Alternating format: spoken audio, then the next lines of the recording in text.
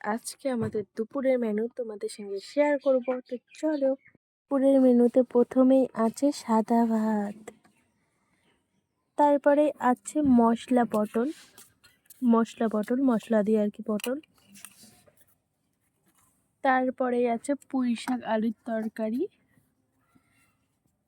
এখানে নতুন একটা ডিশ, যেটা সম্পূর্ণ ইউটিউব থেকে দেখে রান্না করা, সিলভার কাপের মাছ দিয়ে আর কি, যেটা খেতে খুব টেস্টি হয়েছে। আমি একটা আলু খেয়ে দেখেছি। মশলা পটল দিয়ে একটু ভাত নিয়ে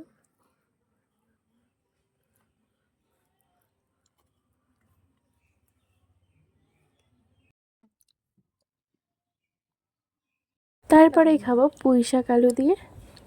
আর এখন আমি খেতে চলেছি সিলভার কাপ মাছ দিয়ে আলু দিয়ে একটা নতুন খাবার আর কি। নতুন আজকে ফার্স্ট টাইম আমাদের রান্না হলো। এটা খেতে কিন্তু ভীষণ টেস্ট হয়েছে।